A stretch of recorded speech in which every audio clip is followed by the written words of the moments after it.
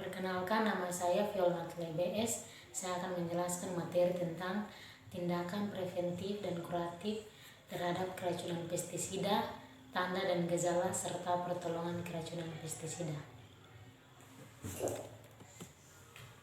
Yang pertama, pestisida yang digunakan dalam bidang pertanian maupun rumah tangga merupakan senyawa beracun menimbulkan efek samping bagi pengguna, aplikator, bahkan bagi organisme lain.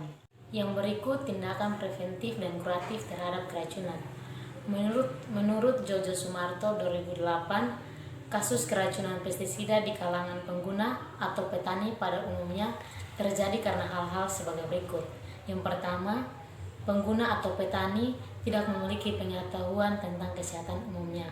Yang kedua, pengguna atau petani tidak memiliki informasi yang akurat dan jujur tentang pestisida, risiko, pengguna pestisida yang benar dan bijaksana.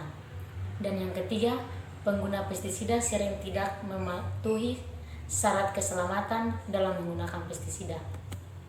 Yang berikut, penggunaan pestisida bagi pengguna atau petani antara lain: yang pertama, peraturan pemerintah, pendidikan dan pelatihan, peringatan bahaya, penyimpanan pestisida, tempat kerja, kondisi kesehatan pengguna, penggunaan pakaian atau peralatan pelindung. Yang berikut masih menurut Jojo Sumarto, ada 4 langkah untuk menjamin keselamatan pengguna, orang lain, dan keselamatan hewan di sekitarnya. Yang pertama itu sebelum melakukan penyemprotan, yang kedua ketika melakukan aplikasi, yang ketiga sesudah aplikasi, dan yang keempat keselamatan orang lain dan hewan peliharaan. Dan yang berikut itu tanda dan gejala keracunan pestisida. Pestisida merupakan senyawa beracun bagi organisme lain termasuk manusia. Respon tubuh manusia atau pengguna terhadap pestisida dapat menimbulkan keracunan bahkan kematian.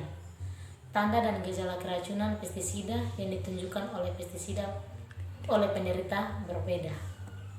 Yang berikut menurut Sudarmo tahun 1988 mengelompokkan tanda dan gejala keracunan pestisida ke dalam 6 kelompok senyawa kimia penyusun sebagai berikut.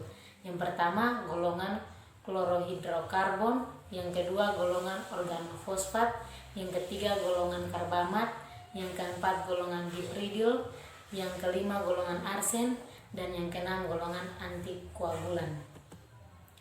Yang berikut pertolongan terhadap keracunan. Tindakan yang perlu dilakukan terhadap keracunan pestisida adalah tindakan pertolongan pertama. Tindakan ini sangat penting diketahui dan dilakukan karena biasanya pengguna pestisida atau aplikasi di lapangan jauh daripada para medis. Dan yang berikut menurut Jojo Sumarto tahun 2008 menyatakan bahwa ada 2 prinsip utama untuk menolong seseorang yang keracunan pestisida. Yang pertama itu segera putuskan hubungan dengan produk yang menyebabkan keracunan agar kontaminasi tidak langsung terus. Yang kedua, segera dapatkan pertolongan medis dari dokter. Yang berikut menurut Sudarmo dan Jojo Sumarto ada beberapa tindakan pertolongan pertama yang perlu dilakukan terhadap penderita yang keracunan pestisida. Yang pertama, pestisida tertelan. Yang kedua, kontaminasi pestisida pada kulit. Yang ketiga, apabila mata terkena pestisida. Yang keempat, pestisida terhisap lewat pernapasan. Sekian dan terima kasih penjelasan dari saya.